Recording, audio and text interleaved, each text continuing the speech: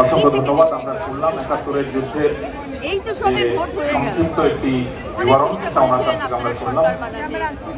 আপনারা এক একজন আপনার পিসিমা ডান দিকে যারা দাঁড়িয়ে আছেন এই লেনে, আমি একটু অনুরোধ করছি আপনারা দ্বিতীয় লেন বা প্রথম লেনে বেশ কিছু চেয়ার খালি আছে, সেখানে চলে আসুন। একদম ডান দিকে যারা দাঁড়িয়ে আছেন একটু আপনারা ফার্স্ট লেন অথবা সেকেন্ড লেনে চলে আসুন। অনেক চেয়ার এখনো খালি আছে ফার্স্ট লেনে, একদম পিছনে বেশ কিছু চেয়ার খালি আছে, ওখানে চলে আসুন।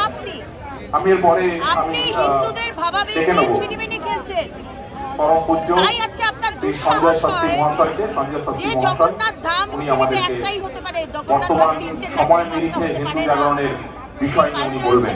সঞ্জয় শাস্ত্রী মহাশয় হিন্দুদের সেন্টিমেন্টে মানে স্মুথ বা বাম লাগাবার জন্য আপনি আজকে দীঘাতে জগন্নাথ ধাম করছেন, দৃষ্টি ঘোরানোর চেষ্টা আপনি করছেন।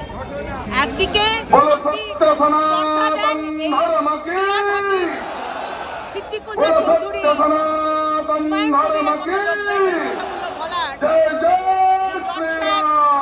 আমাদের এর থেকে জজ সাহেব বানাতে হবে, যাতে আমরা বিচার শুধু চাই না, বিচার দেব, স্পর্ধা থাকে। আপনি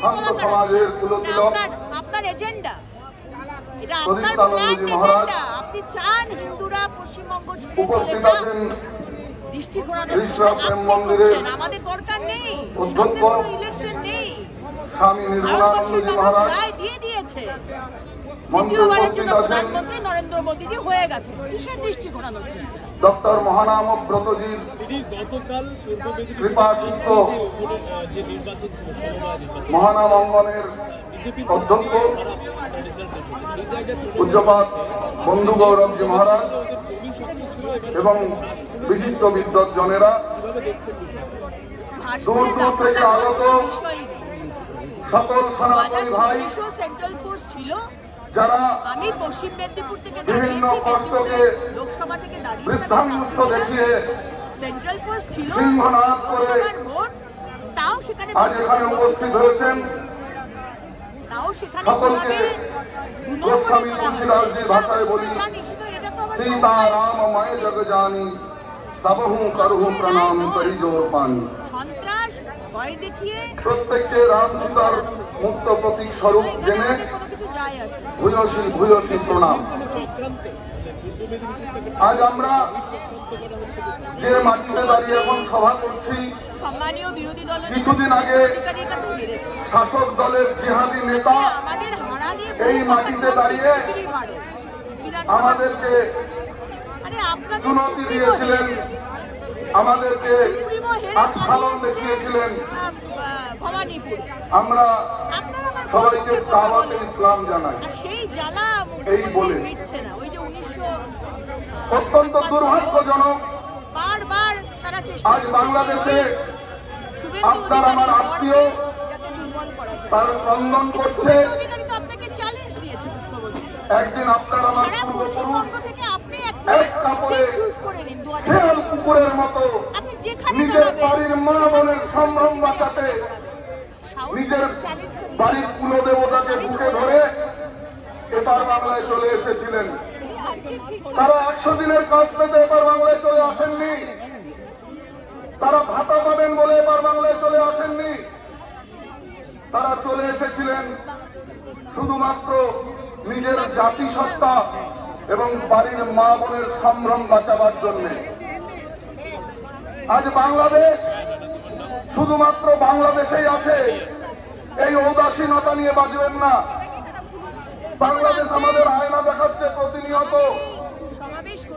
আমরা যে নিশ্চিন্ততার সঙ্গে বাংলাদেশে ছিলাম, একদিন নোয়াখালীর মায়েরা খুব নিশ্চিন্ততার সঙ্গে ধানের গোলার সামনে আলপনা দিয়ে লক্ষ্মীর পাঁচালি করেছিল মাথা দুলিয়ে দুলিয়ে। দোল পূর্ণিমা তিথি নির্মল আকাশ, মন্দ মন্দ বহিছে মলয় বাতাস, আর তারা নিশ্চিন্ত ছিলেন আর একদিন খুব বাধা আসি আর আর কিছু হইত না। কিন্তু অমর বিধাতা সেই দিন রাতের আসরের নামাজের পরে তাদের ভাগ্যে কি দুর্দিন লিখেছিল। সেই দিন মহাত্মা জাতির বাবা বাংলাদেশে গিয়ে লং মার্চ করে বলেছিলেন, যখন বাংলাদেশের নিপীড়িত মা বোনেরা গিয়ে বলেছিলেন, বাপু আপনি কিছু প্রতিকার দিন। সংরক্ষণ দেয় না, সেদিন আমাদের তথাকথিত জাতির বাবা বলেছিলেন জজ সাহেব হয় ওরা তো একটু উগ্র, ওরা ওগুলো করবে, তোমরা দাঁতে দাঁত দিতে সহ্য করো।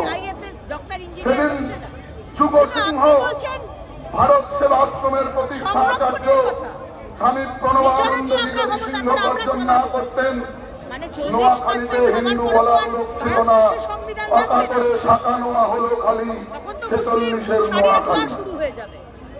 আমরা এমন একটা আত্মবিশ্বাসিত জাতি যারা ইতিহাস থেকেও শিক্ষা নিইনি, যারা নিজেদের আরাধ্য দেবী দেবতার থেকেও শিক্ষা নিইনি।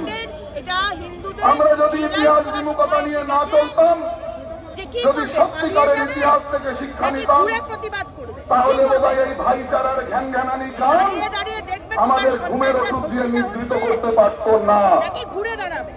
আমরা আমাদের ভাইচারার ঘ্যানঘ্যানানি গান শোনানো হয়েছিল, মোরা একই বৃন্তে দুটি কুসুম হিন্দু মুসলমান, মুসলিম তার নয়নমণি হিন্দু তাহার প্রাণ। কি করে হবে যে ধর্মদর্শন শিক্ষা দেয়, মুক্তি হলো যে ধর্মদর্শন শিক্ষা দেয়। হে নবী, ধৈর্যশীলদের সংগ্রামের জন্য উদ্বুদ্ধ করো। তোমাদের মধ্যে 1000 ধৈর্যশীল থাকলে তারা 1000 কাফিরকে পরাজিত করতে পারবে। যে ধর্মের দর্শন শিক্ষা দেয় তাদের জন্য প্রতি ঘাটিতে উত্তেজে থাকে। তারা যদি জাকাত দেয়, নামাজ পড়ে, ইসলাম কবুল করে, তবে তাদের পথ ছেড়ে দাও।